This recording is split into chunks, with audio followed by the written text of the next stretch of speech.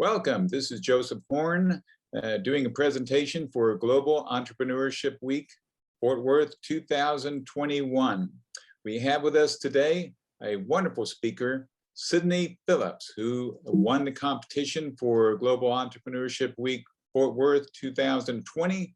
And we're very excited and happy to have her with us today. Hello, Sydney. How are you doing today? I'm good. I'm happy to be here. I'm happy to hop on with you and talk more about EcoPlex and Zook and everything that we're up to. Well, thank you so much. We'd love to talk about that, but first we want to talk about you. You are a person who has seemed to have broken a lot of boundaries at a very early age. And I think that you would be, your story is I think an inspiration to a lot of people, and particularly to young women and minorities who want to try to challenge the current system, status quo, and transform our lives. Please contribute to that. I notice in your description of yourself in your site, LinkedIn, you describe yourself as a serial entrepreneur on a mission to push humanity forward and live interestingly. And certainly, it sounds like you've led an interesting life. At age, we're in high school, it appears that you won Miss Teen USA Kansas. You've also been involved in racing cars, part of the Mars Society. You've started 5 businesses, and you have seemed to be an entrepreneur at best, and a futurist as well. So I'm excited about this and learning more about what makes Sydney tick. And if we in the entrepreneur and innovation community can learn a little bit from you, that would be wonderful. Yeah. I see, Sydney, in 2019, you founded a group called Daring Greatly. And this was on a mission to support women, LGBTQIA, minority founders, in an effort to actively change the future of business, innovation, and representation of tomorrow. We're going to get into that. We're also going to get into a little bit of your venture of Zook AR. But first, tell us a little bit about your background, how you got started, how you became passionate about business. Yeah, I started very young. I always make a joke. While most kids my age were watching Disney and cartoons, I was watching Squawk Box. I grew up in a very entrepreneurial family. I was always around business, always learning how to do handshakes. I'll never forget in 3rd grade on my report card sent home, it said, Sydney shakes my hand at the end of every day. So, that is wonderful. So I was quite an interesting kid. But I got into the family business at 14 after really rough circumstances. My dad had passed away really suddenly, and I had to step up into the role. And so I started learning commercial real estate investments and development at the age of 14, ran that company through all of high school and college, and I've started 4 other ones on top of it. We're now 7 years past that, really pivotal moment in my life and my career, to be quite honest, where now we have an entire conglomerate of commercial real estate, investments and developments, where we're in hotel, office, multifamily, industrial, you name it. And I've also started several other companies in finance and tech. So, a lot of things have stemmed from that one circumstance, and I never would have imagined all of the good that came out of something that was so horrible. Now, for a lot of people who, particularly when very young, to experience a traumatic event like that, like the loss of a parent, that's debilitating. Yeah. How was your coping mechanism to become completely immersed in business? It sounds sort of like in some ways maybe not, because your family, like you said, you were groomed to handshake and present yourself in a business manner. And when you mentioned run the company, tell us a little bit more about that. Yeah, I mean, for me, it all comes down to the humanity forward, right? So my mission is humanity forward and to live this very interesting life. I would say so far, I'm achieving both of those things. I'm nowhere near where I want to be, but, in terms of my experience, I think I don't necessarily view anything that had happened as an adversity, and everything that somebody tells me is an adversity, I look at it as a wonderful opportunity for me. Maybe I'm the first, women VC founder or managing director to fund solely women, LGBTQ, and minorities. That's a wonderful opportunity to show people how much can be done within these communities and how resilient we are. So I think a lot of it is mindset of shifting everything from adversity into a wonderful opportunity to show how it can be done. Now, in your family, Sydney, did you have female role models who were running business and actively involved, or was it the men in your family? It was mostly the men in my family. It was my dad, my grandpa, and my uncle that mostly ran the businesses. But I have lots of female entrepreneurs that I admire greatly. One of them being Sarah Blakely, who I'm just quite possibly the biggest fangirl of. Yep. That's wonderful to hear. Now, tell us about how you started Daring Greatly. As I understand, you moved to, you went to school at TCU in entrepreneurship, business development. Then you went to, I guess, Wall Street or New York City, go into the finances. How did you make that a big transition for someone going from Texas to New York? Yeah, that was a summer internship. I was interning up there for Goldman Sachs and a bunch of, the big names. And I was quite honestly so bored. I was sitting in this tiny little cubicle, and they would give me like Excel spreadsheet, and I would get done in 45 minutes. And then you just kind of wait for the next person to put something on your desk. And I was like, I'm not just going to sit here the whole summer. Like, I'm losing my mind. So I started a craft cocktail company and a venture capital company after pitching so many times to investors and only seeing men and kind of getting dismissed. At the time I was also 19 years old in New York, pitching with a bunch of 40 and 50-year-old serial entrepreneurs to win these pitch battles. And I wasn't being taken seriously. So I thought, if I'm not invited to a table, I'm going to build my own table. And and that's what I did with Daring Greatly. We're now 3 years in. We've stopped funding as of this year, and we're just holding our investments. And we did incredibly well in 2020. Incredibly well, exceeded all expectations, certainly for someone that didn't have experience in venture capital prior. That's wonderful to hear. And it sounds like you overcame a lot of odds in that. Now, you didn't have the experience and you didn't have the age, yet you weren't taken seriously, I guess, from that community. So you decided, I'll just go ahead and do it on my own. Yep. In other words, breaking boundaries and living daringly as you do that. So that took a lot of guts, didn't it? Oh, yeah. You ever take no for an answer? No, because I'll always tell myself yes. I think it comes down to trusting yourself and trusting in your own passion and enthusiasm. I've learned rather quickly that experience only has a certain degree of valor, and it only accounts for a certain amount of success. I think to a large extent, passion and persistence are far underutilized and undervalued.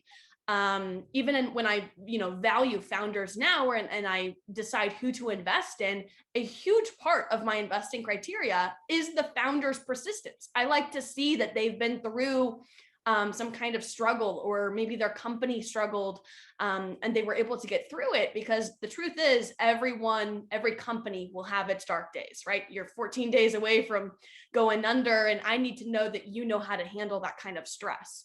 It is a lot of pressure there. You're right. Being an entrepreneur is high stakes. It's living on the edge. It's taking a lot of big risk, and it sounds like you have some of that risk-taking personality. It's interesting you mentioned passion and persistence, and I agree. If you really believe in something and you go for it, and the persistent part is key as well, because we do come up with obstacles, and we do come up with no's, and we come up to a lot of closed doors, and sometimes you have to go through 100 no's or 1,000 no's before you get to a yes.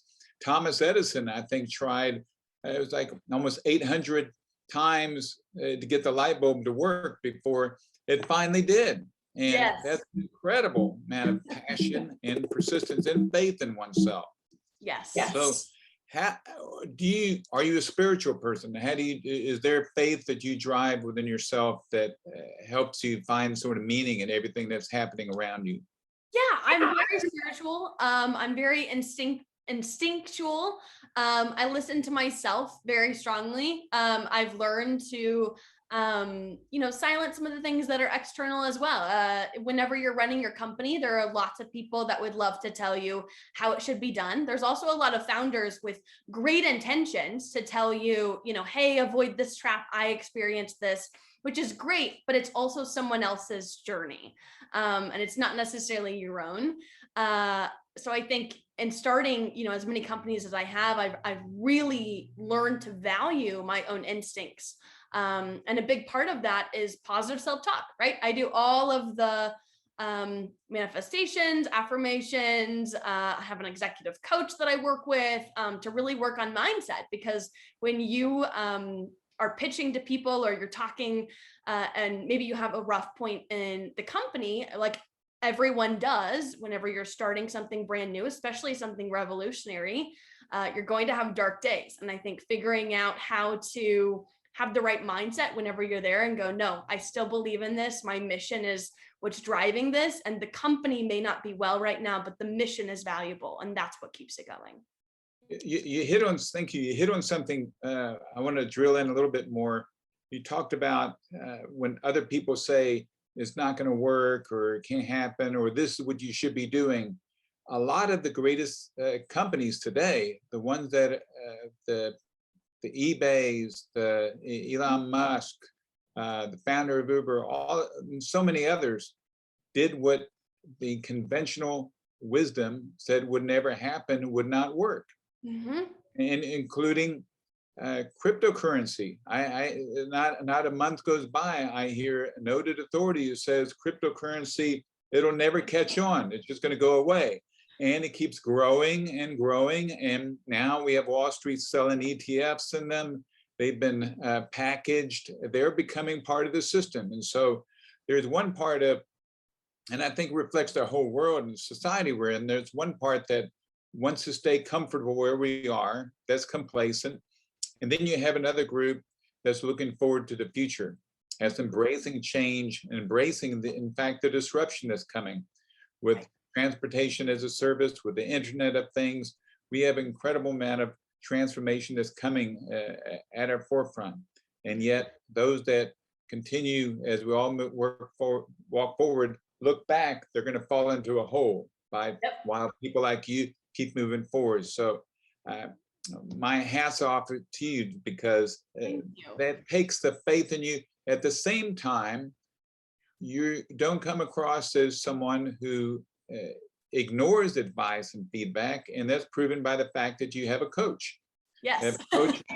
You are coachable. So yes. That's interesting. You have to have faith in what you're doing, even though other people may not see or share that vision. And when we grow up, we're exposed to so many no's in life. It is hard to think to yourself, yes, and overcome those no's. Yeah. So thank you for going to that. I do want to go into a little bit about Daring Greatly. Yeah. Why did you think you needed to create Daring Greatly?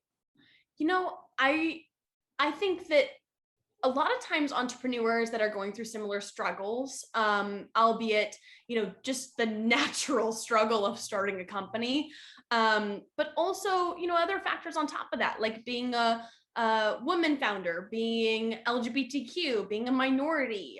There are lots of cultural problems that we don't talk about once you're a founder, or that kind of go under the radar and you just have to deal with. And I didn't find any kind of communities within those. So in a large way, Daring Greatly kind of helped me find other founders selfishly for myself that were like me, that I got to talk about, of these different journeys, and we got to share how we respond to certain situations, and navigate just the complexities of starting a business, and also having additional adversities or opportunities on top of yourself. I think that it created a fantastic network around me. I have an army of women, LGBTQ and minorities that follow every step that I take. And I am so grateful to them because I'm able to build all of these companies in different areas and industries without prior experience, because I have phenomenal people that follow my every move. And I'm incredibly grateful for that. Well, I'm grateful for you saying that too, and what you're doing there, because I don't mean to pick on the white guys like me, but 85% of angel investors, depending on what survey you look at, are white males. The average age of an entrepreneur is around the mid-40s. Mm-hmm. And you look at those statistics, it's not so much as discriminatory or intentional. It's just a matter of we relate with people who are similar to us psychologically.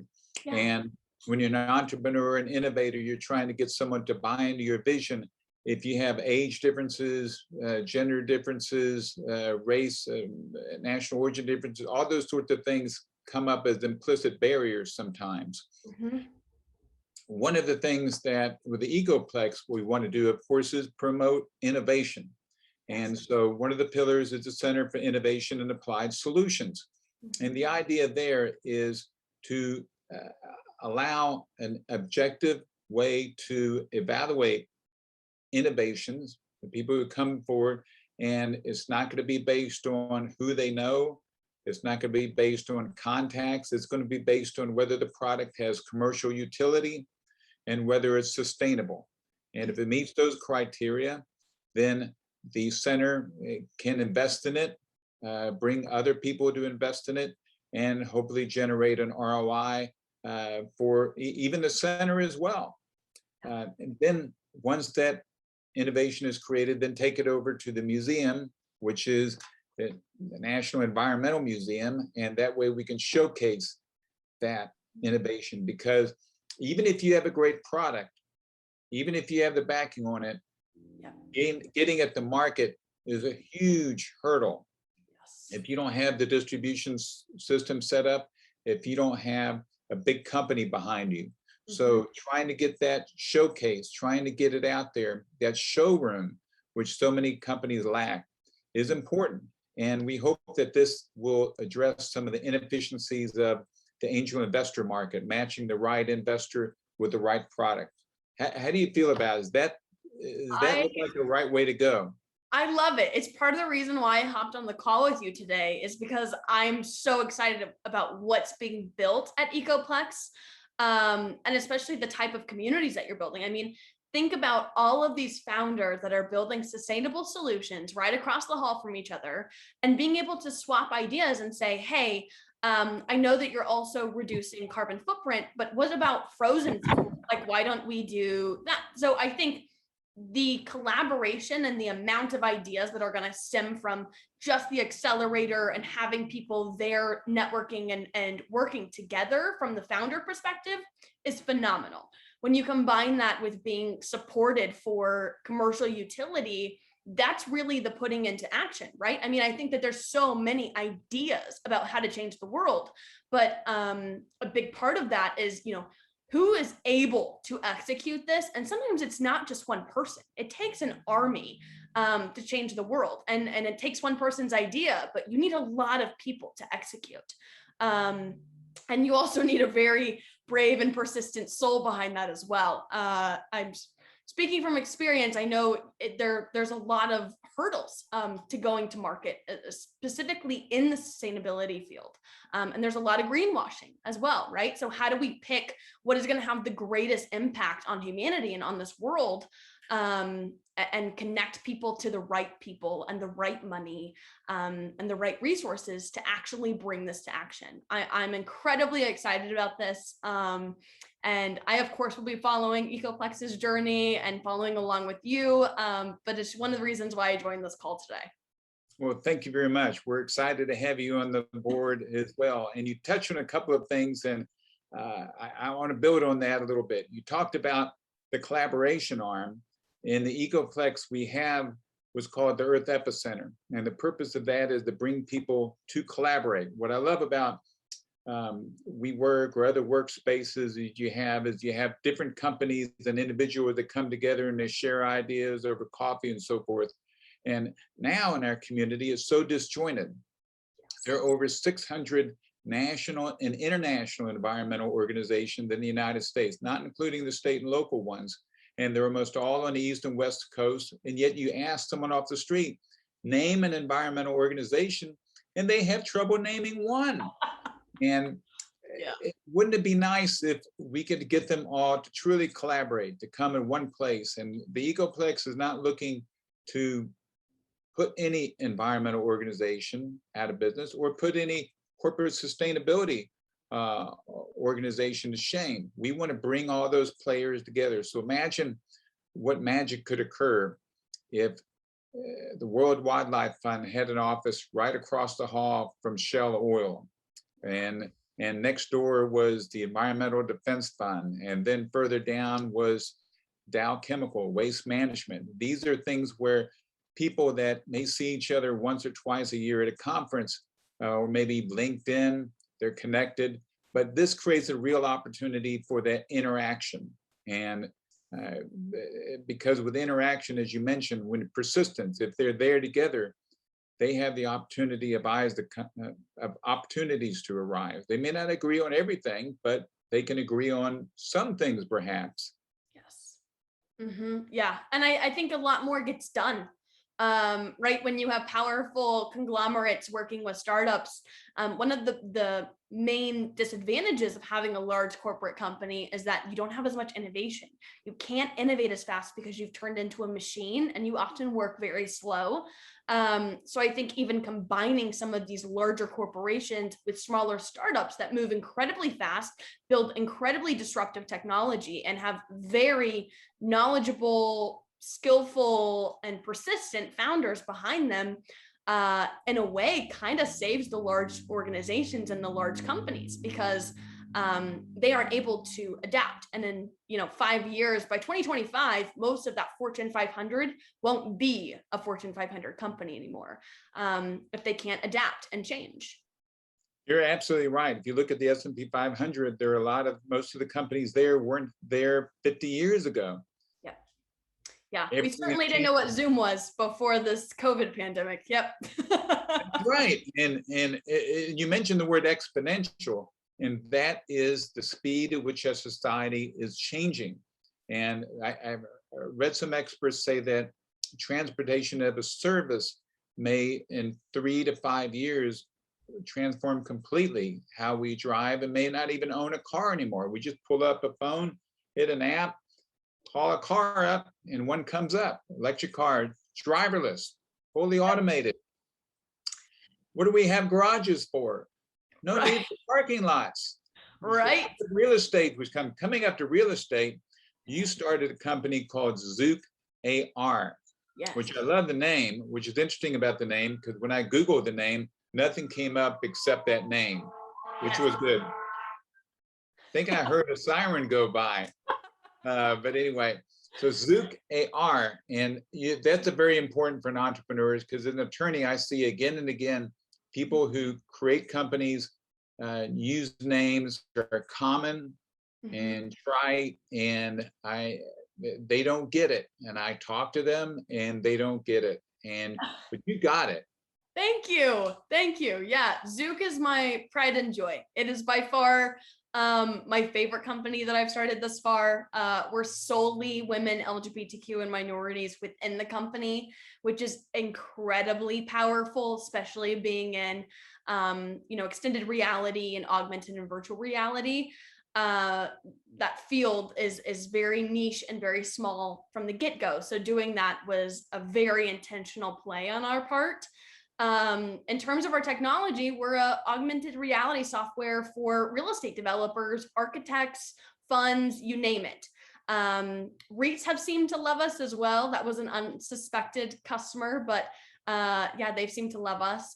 In terms of our product, actually, we turn architectural blueprints into a 3D model so that then you can view real estate from around the world. Even the name Zook is short for Zukuri, which is exactly how they designed Japanese architecture. They put the feedback from the people that are living in that community into what they're building. And the commercial real estate developers work with the community to build what the city needs. By consequence, I mean, their buildings are, they have strong demand because they've asked the community what kind of restaurants they want, what kind of, hotels they need, what they can afford. They've looked at the demographics rather than just building and then losing spots due to vacancies, which I had tons of experience in of seeing some of these pitfalls of different, commercial real estate developers in the field, or strategies of how people invest in commercial real estate throughout the past 7 years. And so, yeah, our Zook AR was started within the first 2 weeks of COVID. We were a fully remote team, and within the first month, I taught myself how to code Python, and my co-founder loves to tease me about how bad my MVP was and how much better his is. So, like, I'll stick to the business. So you turn what happened in the pandemic into an opportunity, sounds, and that's another trait of an entrepreneur, which is create an opportunity. If I can't do this, what else can I do? Yeah, and augmented reality has been blowing up. I don't know if you've seen Facebook's recent announcement that they'll be turning into a metaverse company. Augmented virtual reality, AI, networks and sensors, computational abundance, all of these things have just accelerated so unbelievably fast within the past year and a half that we quite literally don't understand the effects that it's had on us. And that brings another point, which is here you have these wonderful innovations that are powerful, yeah. And yet you have a system in place that is complacent, comfortable with the way things are now, it doesn't like change. And here you are trying to bring something up that's disruptive, but then you have a lot of other people doing the same thing. Yeah. And how do you get that space? How do you get that presentation to the broader audience? How do you convey more than just a small circle of angel investors? And that's what we hope that the EcoPlex can do. Yeah. Even though it's called the International Environmental Complex, it could be also called the International Technology Conference Complex as well, because technology is what's going to help address a lot of these issues, and yes. Sustainability and innovation, how we look, how we work, how we play, learn, all of those things are important. We had a meeting the other day with the representative of the U.S. Green Building Council, prominent architect here in Fort Worth, Michael Bennett, as well as the Dean, Jorge Venegas of the School of Architecture in Texas A&M. And what was interesting is they were all talking about making buildings that are livable, that are attractive, that are congruent with the environment. And the point was move away from ROI, which is return on investment, to also ROI, return on impact. Yes. And Gen Z is very focused on that as well. Gen Z and millennials will grill you if you're not focused on impact, myself included. I think that that's a large part, we're stuck with this world and we're going to be here for a while. So while the baby boomers might get to leave before us and don't have to see this place in ruins, this is our home for a while. We might as well, fix it up while we still can before it's too late. And we're hitting the final days. You're absolutely right. The millennials and the Generation Xers, it's their future. On the Generation X, I'd like to mention, and as I'm sure you already know, because you do know a bit about our proposals, we have what's called the Eco Leaders Institute. in which we hope to cultivate, encourage, and groom young leaders for tomorrow. And that's the youth. We want the youth to be on the board of the International Environmental Complex, not just corporate, not just NGOs, but the youth as well, because it is your future, Yes, yours and others. And my generation of baby boomers, we haven't done the greatest job so far. So, but the best thing we can do is combine our generational strengths. And that's what we hope to do. We have to have the perspective of the youth. We have to have those fresh ideas. We have to have perspectives that come in that don't have the baggage of all the negativity and the no's and the failures in life, but look at things as opportunities. And that's, quite frankly, a lot of the individuals who created the largest, smartest, biggest companies in America now were founded by college kids or kids who left college because they didn't see much value in it, and they were too eager to move forward in life and not let that slow them down. So I'm excited about that, and we're as well. Now, we've talked about a lot of things. Now I want to go back a little bit to breaking boundaries again. Sydney, you race cars. I knew we were going here. That is, I don't know what to say. I mean, look at the report here. NASCAR drivers that are female, only 16 of the past 2,926 drivers, that is 0.55% were women. Yes. And my assistant said that, legal assistant, she's in law school, that if she wasn't going to become a lawyer, she would have become a race car driver. I love it. Yes. We had speaker, one of the architects for Design the Star on our website, Samantha Garbarino, knows all about Formula One race cars and how the technology there was used to develop a lot of sustainable technology used in regular cars and even in homes and other things as well. Formula One cars cost $300 million. They use incredible amounts of high-tech innovation in there. They use the skin of the car and the frame to store electricity. I mean, it's amazing what they do. And she's a race car aficionado too. So love it. Yes. What is going on? Yeah, I don't know. I think all of us women must have a need for speed. I call it the wild ones, if you will. But racing's been a family sport ever since I can remember. I remember my grandpa did it, my dad did it, my uncle did it, and I did it. All throughout my childhood, I was raised between boardrooms and racetracks. So I mean, we truly a very different kind of childhood than most kids. And we'd get off the track, and I remember, my grandpa would get off, and then I'd go do go-karts and you name it. So I race with Sports Car Club of America now. I do Formula Mazdas and Spec Racer Fords. I just got done with the whole week at CODA, which was incredible for the F1 race, and all my friends made fun of me. I had business partners there the whole weekend, and they're like, she's losing her mind. I don't even know what kind of motor she just said that is, but she's losing it. And I'm like, oh my gosh, you guys don't understand. So yeah, total gearhead. I've learned a lot from racing, especially being in it as long as I have. There's been a lot of life lessons that I carry over into my personal and my business life as well. One of them being that you can't drive forward by looking in the rearview mirror.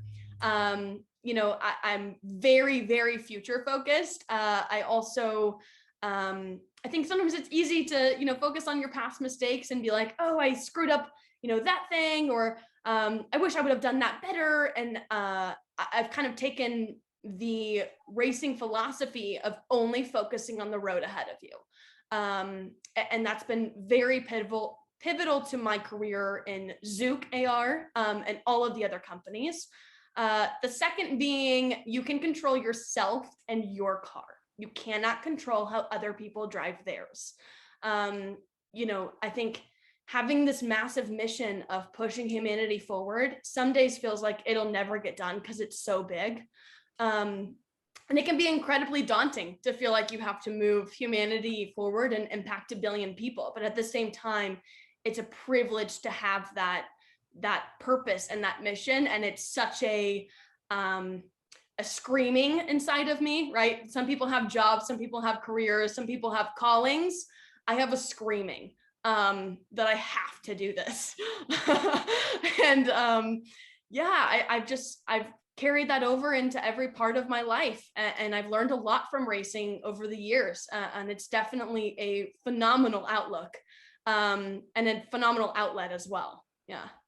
That's good to hear. And I guess being an entrepreneur, you have to have some level of fearlessness, right? Yes. Now, Yeah. let's take that back to another step to the side. A lot of women and minorities I meet, and I talk to pastors in certain neighborhoods and others, they feel that people there think they only have one chance in life. Yeah. And if they fail at that, that's it. Mm-hmm. There is no more hope. And so I know some of us are built in certain ways mentally where we have the resilience to be entrepreneurs, to be fearless and so forth. What do you say to others that are brought up in neighborhoods in situations and family where they don't have the role models, they don't have the education, they don't have the sound like the wonderful guidance you had with family and members, the village that came around. Mm-hmm. How do they overcome those obstacles? How can they, or can they? I mean, even for me, a large part of my journey has been books. I committed at 14 to not own a TV.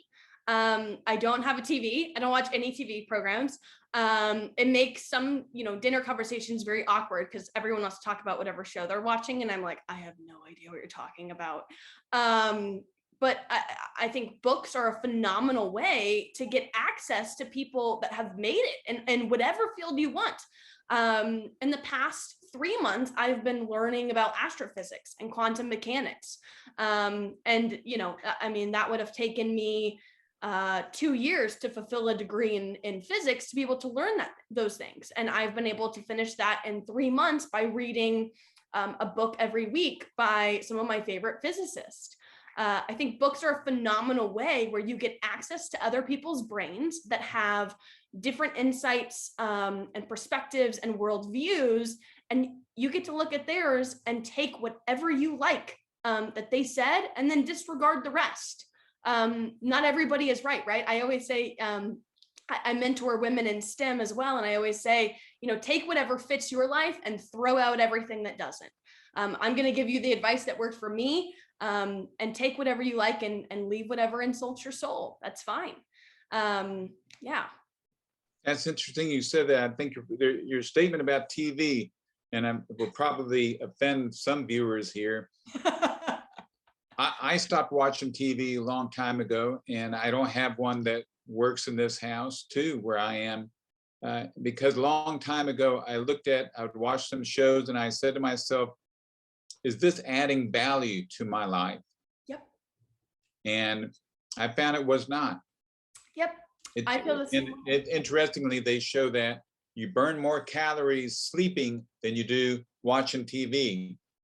So that's just an aside. I do think you're right. You do have to have a passion for not just pursuing things, but also learning and preparation and looking at your life too, and seeing what things that add value. What do you need to do to prepare for that next step? Mm-hmm. It is difficult and challenging, I think, for some minorities and women and certain groups that have not had that opportunities. When you approach glass ceilings and issues of equity, you don't have those role models in American society. I've been involved in employment matters dating back to the U.S. House of Representatives, mm-hmm. policy issues, and we like to think that we're an egalitarian society, but we haven't really made that much progress in terms of women in the corporate ladder in America. We have never had a woman president in America, whereas other countries that are even Islamic, that many people consider far more traditional and male-dominated societies have, which is, I think, an interesting dichotomy. No comments politically on that, but probably gone a little bit too far in that sense. But it is important to learn. It is important to go out there and to challenge yourself as well. Just you mentioned about quantum physics. I read that they're working on a quantum chip, which can be a yes or no, or a positive or negative at the same time. Yep. Multiple times. And that could incredibly accelerate the power of computers in almost a way that's mind-boggling. Yes. We are, Sydney, becoming so reliant on electrification technology. What happens if the electricity goes off? You ever think about that? You know, I'm sure we'll be fine after this COVID. I truly believe that we have every survival instinct that we need, and we tapped into them. You know, I think whenever it comes down to it, you'll tap into them. But to that point, I think so much of our electronics in the coming years will not be powered by devices, and they also will not be powered by, you know, the standard electricity that we have now. It won't be powered the same way.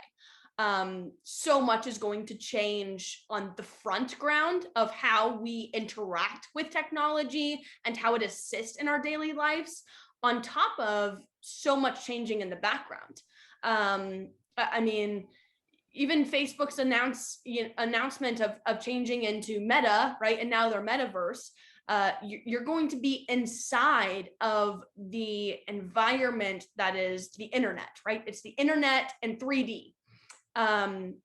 There are so many ways that is going to change that I'm not concerned about losing electricity at all. I think if anything, we're going to need more of it, and we're going to need it in more sustainable ways. Otherwise, people won't come out of virtual reality. One of my biggest fears as a XR founder and as someone that is building the metaverse is that, what if we make virtual reality too good and people don't enjoy real life anymore? And that's why, you know, that's why this whole mission of pushing humanity forward is so focused on humans and not technology. If you'll notice, it's pushing humanity forward, not pushing technology forward. The technology is there to help us, not the other way around. And so I think that that's one of my main concerns, is that we'll focus too heavily on the tech rather than the humans. And with that being said, I mean, we have to build infrastructure and technology that can be sustainable at the end of the day, that doesn't leave this world that's physical in a worse shape than the virtual reality. It's interesting you talked about virtual reality or alternate reality. It becomes so good, sound like you can't even tell the difference between real reality versus virtual reality. Yep. And that could certainly have an impact on how we live, how we socially interact. Yep. And in England, I heard, I think it was a couple of years ago, they created the Ministry of Loneliness, because so many people in that country were lonely. Yep. And when I lived in England, it took 2 months to get a phone installed. And that was before cell phones. And of course, the cell phone market disrupted all of that technology. So nobody there has a landline anymore. No. But the point is, they were complacent and they didn't need to improve. And then somebody else or a new technology came along and transformed everything. But in spite of all the social media, in spite of the ability of the cell phones, we become a lonelier society. Mm-hmm. And as a futurist, how does that impact your view of everything on that? You know, the wonderful things about technology we could become excited about, but what's happening to us individually, the soul? Yeah, you know, there's always going to be two parts to any disruptive technology, right? There's the idea and then the adoption. The problem is that we had our space between the idea and the adoption is over time getting smaller and smaller and smaller. So we have smaller time for regulation, policy, thinking through ethics, which is a huge thing for social media, and wherever we're involving mass groups of people, we have less and less time to figure those things out before it's adopted. And so I think that, we're in a unique circumstance where there's so much technology that can change things incredibly fast. And we don't necessarily have the time to think through every circumstance A through Z of how this can go wrong. That being said, I think that it falls on the jobs of the founders to make sure that what you're building is ethical. Regulation and policy and policymakers don't have the time to look at every single startup and say, these are all of the things that could possibly go wrong with AI. Now let's put, tons of policy in regard to it, because half of them don't understand AI in the first place. I mean, that's the whole point, is that these things are disruptors. There's very few people that understand these 6 emerging technologies to begin with. And then on top of that, they're trying to build it and build their base rather than, follow the playbook and do regulations. These are founders. These are inventors. They're not necessarily rule followers. Right. And even if you have built on what you're saying, awareness and understand it, it doesn't mean you have any idea of what consequences or ramifications may come of it, because again, you have nothing to base it on. I think at the end of the day, it comes down to thinking through as much as you possibly can and understanding that once you release it into the wild, people interact with technology in ways that the founder doesn't necessarily bet on, or the founder doesn't necessarily want them to. I think it comes down to, regulating it once it's in the hands of the mass adoption and figuring out how you can shut down different avenues and help steer people towards the correct use. Rather than misuse. Thank you. That's very important. Moving to another topic, as a futurist, how do you reconcile the challenges that technology is moving one direction? Some jobs are going to become obsolete. Mm-hmm. You have new jobs that are going to come about. You also have, again, a political system that some people believe is broken. You have folks who become more cynical. We have a societal situation now where people are not comfortable agreeing to disagree. Yes. And what do you see as the hope and the outcome of that? Is technology going to solve that? I mean, I think technology can be extremely freeing, right? So the person that makes $8 an hour at a toll booth can now be automated, and they get to live, a very different life and get to choose something else. I'm not saying necessarily that I think, all of the blue collar jobs will be automated, but I think any job that is repetitive, that can't be a high quality of life for that person. I mean, I do think regardless of your education and your skill sets, a fulfilling life is one where you're important and one where, you're contributing to the world in some way, whether it be small, medium, or big. And if a machine can do it, then we have so many problems that we need to fix, and we need to fix fast, that we're not trying to move people, out of their jobs. We're just trying to solve all of the problems. The majority of the jobs that will become available, we don't even know what those titles are. We don't even know what they'll be yet, because we're automating so much of what humans used to do so that we can focus on more brain power, bigger issues, and have a bigger impact so that this earth quite literally lasts a little longer than it's supposed to currently. Excellent point. And a lot of people think that automation, robotics will actually cause a loss of jobs. And yet, although America, we created robotics, it's used quite a bit in China and South Korea, and they've got a very robust, healthy workforce. And robotics has not replaced those workers. Mm-hmm. And we're in Texas right now, and I know you're based in Texas too. And Texas, if it were an independent country, would be the 8th largest in terms of GDP in the world. Yes. We have a lot of people moving in from other parts of the states coming here. This is wonderful. We have Bezos and Musk have fired rockets from their companies from Texas, which feel honored. That's wonderful. Some people say that that's terrible. It's not sustainable, but it's technology. And we don't learn until we stretch our imaginations and reach out to things that seem, maybe it's not as good as focusing on the food kitchen. We want to do that, but we need to focus on technology and always strive. During the moon race, we went from shooting artillery rockets in America to actually putting someone on the moon. An incredibly short amount of time, and incredible without the technology, computers, sometimes relying on hidden figures. That movie talked about an individual who is almost a human computer.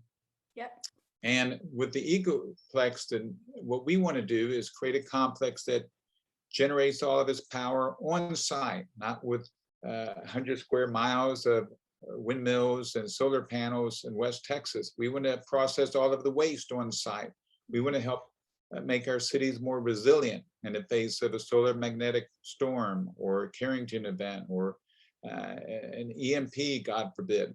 We talked back in 2019 about the need to prepare for a pandemic. I mean, these are things that are obvious. They're not like, gee, we use the crystal ball. These are cognizable, practicable, real threats and things we need to prepare for. And as a member of the Mars Society, as you are, yes. Tell me, how does that play with it? Are you, is the Mars Society, is everyone in that group looking to establish a residence or vacation home in Mars? Or tell me about that. Is Elon? I certainly am. Yeah, I certainly am. I've said to everyone that knows me on a personal level will know that I say probably once a week, if I die on this planet, then I didn't do it right. Yeah, I hope to go in a rocket ship or on Mars. I'd like to make it to Mars, but if it's in a rocket ship, that's fine too. Yeah, the Mars Society, I joined probably earlier last year. Why? Well, to be honest, I'm incredibly passionate about us becoming multiplanetary human beings. You know, I do care for this Earth. I think we've got a limited time frame. And I don't necessarily want us to stay on one piece of land or one Earth and planet forever. I think that that's natural evolution and progression feels like it's another planet. Just for me personally and for the group. And so, yeah, I've become a member at the Mars Society. Zook AR is also partnered with the Mars Society, and we work with them to potentially one day be able to design the space and the infrastructure that we'll need to be able to get there over time. In the same way that we can design the infrastructure for real estate in cities here, we can do the same up there for space. So I'm incredibly passionate about the Mars Society. I'm a total nerd. I've got all the merch. I go out in my Mars Society t-shirt and yeah, a total dork when it comes to it, but I'm incredibly passionate about it. That's wonderful to hear. That's exciting. Your passions and hobbies are certainly not the ordinary ones.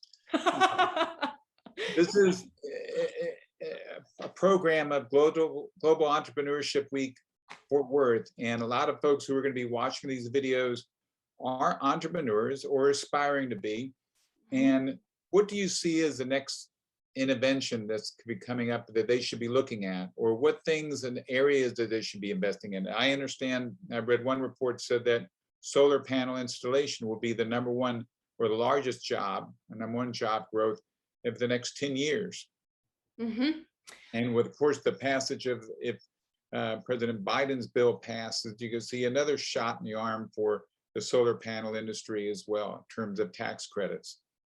My answer is anything that you're passionate about. If you're passionate about it, it'll actually survive. If you're not, you're just building it to get a quick buck, it's gonna die. With that being said, there's, pardon? That's interesting. Not a quick buck, but isn't that the American capitalist way? Isn't that the primary goal of a lot of angel investors? Is it's going to make them money? I mean, I don't think that that's sustainable for a founder. If you're getting up at 5 a.m. and you're working, overtime and you're working 80, 90 hours a week to make this dream come true, it needs to be a dream, not a buck. I've tried to build companies based on the buck. I have. And I'm embarrassed to say that. But I've tried to do that, where you plan the 5-year exit and you're like, I'll sell this thing for like 50 million afterwards. The moment that it gets hard, you're like, it's not worth it. I don't even like this. And you'll quit. So I believe anything that you're passionate about that falls within your reason for why, your purpose is fine. That being said, there are, certain areas that I think are exploding, and I'll highlight those. There's 6 accelerating exponential technologies: AR, VR, AI, blockchain, networks and sensors, synthetic biology, and 3D printing. On top of that, there's other 6 accelerating factors that are pushing all of those that are important to note and to keep track of. Computing abundance, time abundance because of the tech liberation, because we're automating jobs. Capital abundance, the velocity of venture capital is flowing at unprecedented speeds, 300 billion by 2025. We have a demonetization of technology, communication abundance. You can talk with anyone over the world. I'm also a member of Singularity University, which is where man and machine become one. Yes, I have weird hobbies, I know. And I'm able to talk to astrophysicists and brain-computer interface experts from around the world that way. And the last 2 being increasing lifespan, where 100 will be the new 60, and increasing genius. We can, eventually, like Neuralink and other companies like that, combine ourselves with a machine to be able to understand more. You won't necessarily have to read the book, you'll just have to download the book, which is Amazing. very interesting. Yeah. Wow. That is pretty good. Thank you very much. That was wonderful to hear. And I certainly agree with you on that. And the passion part. But of course, you do have to have passion, but at the same time, you still have to have a business plan. You've Yes. got to have the goals and the strategy laid out, because as an attorney, I have people who come to me with great ideas, starting companies, and they really have no idea what the next step is beyond their nose. And I say, have you planned that? Have you done a business plan? What's your marketing strategy? Who is going to be your competitors? And how are you going to handle all that? So do you do all of that? Or you say, no, if I'm passionate about it. Oh no, I don't take risk in the dark at all. All my risks are very, very calculated. And I revise my business plan, my marketing strategy, my vision probably once a week. I have designated days for Zakuri. So Monday is visioning and planning, which I do all of our business model things, communicating our vision, working on messaging. Tuesdays are team and management. Wednesdays are product. Thursdays are what is that? Oh, culture. So making sure that internally we're doing well. And Fridays are of course customers. And then normally Saturdays and Sundays are my buffer days. I love hearing that. Yes. That is a wonderful way of breaking things down and segmenting. And also, I love what you say about you continually revise your business plan on a weekly basis, because that means you're looking at it. Oh, all the time. I know so many people who start a business plan, they take it to the bank to get a loan, and they never look at it again. You're absolutely right. You need that goal and vision to keep you on track, and you need to change, be adaptable. And sound like you're doing all the right things. My goodness gracious. Thank you. I would love to take a course from you. Thank you. Maybe when I have when I sell one company, maybe I'll make a course. That would be great. That would be great. Sydney, I've enjoyed very much being here and talking with you. You've done a phenomenal job in where you are in life, and you certainly have broken one boundary after another in terms of your hobbies, in terms of achievement in terms of, and I assume in your spirituality, keeping yourself sane and balanced. And it is important, like you said, the buffer zones, the weekends, you do have to have time off. I'm not sure I know what that is, but I know. I'm sure it is good for you. One of the things I've learned a long time ago is that you should always take 3 to 4 hours every week alone by yourself, shut off the phone, go someplace else. Instead of working in your business, think on it. Yeah. And you should allow the creative juices to flow. And one thing I think is great about young people, and that's why they are so important as part of the EcoPlex and its vision and implementation, is that many young people have ideas that may not make sense, but they have the vision, and that's what can transform the world. Whether if I don't understand it, doesn't mean it won't happen. I may not be able to grasp it. And they don't have the years of hearing the no's and learning this is not what you can do. When I was talking with the architects the other day, what was interesting is they said that the challenge in transforming the architectural industry, construction, and how we build homes is that you have one group does the design, another group does engineering, another group does the construction, and so forth and so on, and the building inspectors and building engineers, and one of them, even if you had everybody else agreeing to something new and transformative, one person may say, I don't want to do that. That's too much of a risk. That could get me liability. And as an attorney, I unfortunately hear too many times, I don't want to do that. I might get sued. It's too far out. Let's stick with something safe. That's not how America was created. Yep. The only safe bet is innovation. To be honest, I think playing the safe route stereotypically, right, of doing what's already been done is actually probably the most unsafe route. It ensures destruction. Whereas at least the other way you have a chance. Well, it doesn't ensure instruction, it ensures failure, because the rest of the society will move on while you're stuck in a hole. Yeah, while you're still doing the same thing. That's right, that's right. Sydney, it's wonderful having you on this program. Love your energy and excitement, your power and charisma. So you can be the inspiration to a lot of young people who know that Sydney can do it. They should be able to do it too, and there's no reason we can't if we set our goals to that and try. And as you mentioned too, bring that village and get that community of people who are like-minded and share the values and want to achieve those things and transform and make life. What is it? The mission of PATH, push humanity forward. Yes. And while at the same time living interestingly. Yes. Look forward to having you at a future program. Thank you much. Any parting last words? Yeah, please reach out to me on Real Sydney Phillips on LinkedIn, TikTok, Instagram, you name it. And then Zook AR, we have a full-fledged website, and we're also on the App Store. Please reach out to me if you need anything at all, particularly if you are interested in our product, or if you're a female LGBTQ or minority founder, I'd love to know you and help you.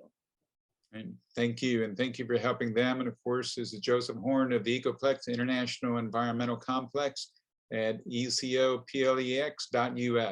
Thank you very much, and have a wonderful, make it an exciting, great day. Thank you. Bye.